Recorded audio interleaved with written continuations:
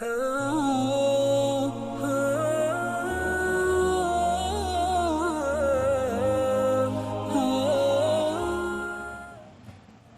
علیکم ورحمۃ اللہ وبرکاتہ۔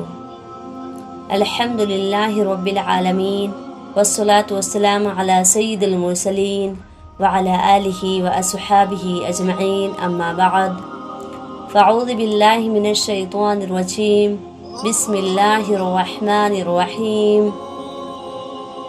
رب اشرح لی صدری ویسر لی امری واحلل عقدۃ من لسانی یفقہوا قولی، ربی زدنی علما۔ سامعین کرام، آج میں آپ کے سامنے غسل واجب کا طریقہ پیش کروں گی، یعنی جب کسی شخص پر غسل واجب ہو جائے، ضروری ہو جائے، تو وہ کس طرح غسل کرے۔ تو جس شخص پر غسل واجب ہو جائے تو اسے چاہیے کہ وہ مسنون طریقے کے مطابق غسل کرے، یعنی جس طرح نبی اکرم صلی اللہ علیہ وسلم نے غسل کیا اس طرح غسل کرے۔ تو آئیے جان لیتے ہیں کہ حدیث میں غسل کا مسنون طریقہ کیا ہے۔ حضرت عائشہ رضی اللہ تعالی عنہا سے روایت ہے کہ جب رسول اکرم صلی اللہ علیہ وسلم غسل جنابت فرماتے تو پہلے اپنے دونوں ہاتھوں کو دھوتے، پھر دائیں ہاتھ سے بائیں ہاتھ پر پانی ڈال کر شرمگاہ دھوتے، پھر نماز کی طرح وضو کرتے،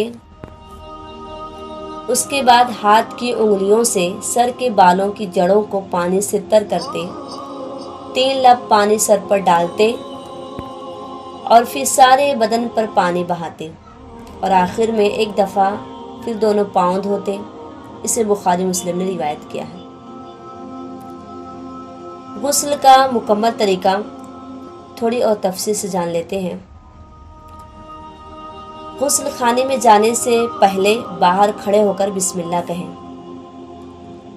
ہر کام شروع کرنے سے پہلے بسم اللہ کہنا چاہیے، تو غسل خانے میں جانے سے پہلے بھی بسم اللہ پڑھیں۔ اگر غسل خانے ہی میں بیت الخلاء ہو تو ورنہ اندر جا کر بھی بسم اللہ کہہ سکتے ہیں، کیونکہ جہاں بیت الخلاء ہو وہاں اللہ تعالیٰ کا نام نہیں لے سکتے اور نہ ہی اس کے اندر کوئی آیات یا دعا پڑھ سکتے ہیں۔ لیکن الگ الگ اگر ہے غسل خانہ یا بیت الخلاء تو پھر غسل خانے میں بھی جا کر بسم اللہ پڑھ سکتے ہیں۔ اس کے بعد اگر پانی کسی برتن میں بھر کر رکھے ہوں تو پہلے اپنے دونوں ہاتھوں کو دھو لیں، تاکہ اگر ہاتھ میں گندگی وغیرہ لگے تو صاف ہو جائے، اس سے پورا پانی خراب نہ ہو۔ تو پہلے اپنے دونوں ہاتھوں کو دھو لیں۔ ہاتھ دھونے کے بعد استنجا کرے، اپنی شرمگاہ کو دھوئے رفع حاجت سے فراغت کے بعد۔ استنجا کرنے کے بعد، صفائی کرنے کے بعد نماز کی طرح وضو کرے، جس طرح نماز کے لیے وضو کرتے ہیں اس طرح وضو کرے، لیکن سر کا مسح نہ کرے۔ سر کا مسح کرنے کے بجائے 3 چلو یا 3 ڈونگے پانی سر پر ڈالیں، یعنی سر کا مسح کرنے کے بجائے سر پر پانی ڈالیں۔ شیمپو یا صابن لگانا ہے تو لگائیں، نہیں لگانا ہے تو یہ غسل کا کوئی لازمی حصہ نہیں ہے۔ سر ایسے بھی دھو سکتے ہیں، لیکن اگر شیمپو صابن لگانے کی ضرورت ہے تو اسے بھی لگا سکتے ہیں۔ اب جسم کے دائیں طرف 3 بار پانی ڈالیں اور پھر بائیں طرف 3 بار پانی ڈالیں۔ اگر جسم کو صابن لگانا ہے تو صابن لگانے کے بعد جسم پر پانی ڈالیں، لیکن صابن لگانا شرعی غسل کا لازمی حصہ نہیں ہے، نہیں بھی لگائیں تو بھی غسل ہو جائے گا۔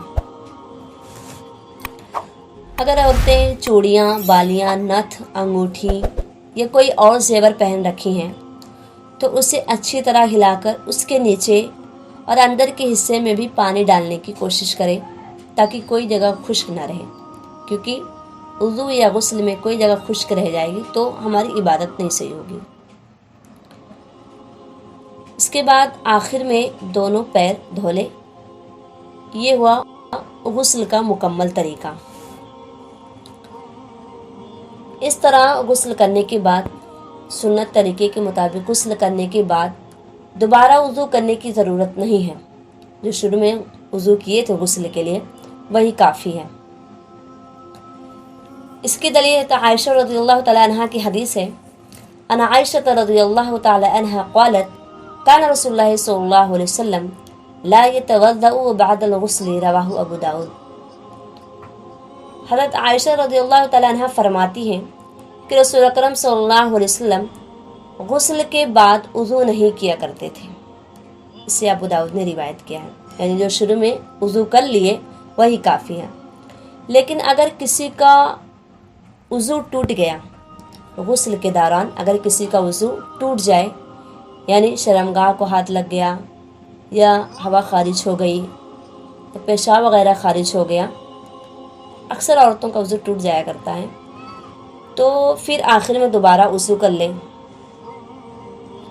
لیکن اگر کسی کا وضو نہیں ٹوٹا ہے تو وضو نہ کریں. غسل کے لیے پردے کا اہتمام کرنا ضروری ہے. اس کی دلیل حدیث ہے. حضرت یعلا بن امیہ رضی اللہ تعالیٰ عنہ سے روایت ہے کہ رسول اکرم صلی اللہ علیہ وسلم نے ایک شخص کو کھلے میدان میں برہنہ نہاتے دیکھا، ننگے نہاتے ہوئے دیکھا.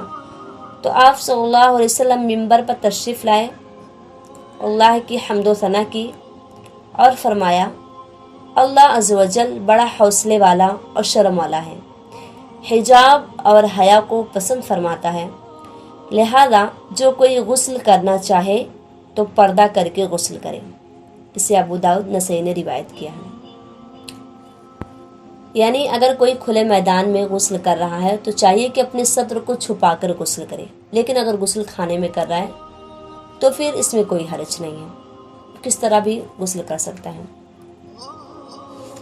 غسل بیٹھ کر کریں، کھڑے ہو کر نہ کریں. کھڑے ہو کر بھی کر سکتے ہیں لیکن بیٹھ کر کرنا زیادہ بہتر ہے.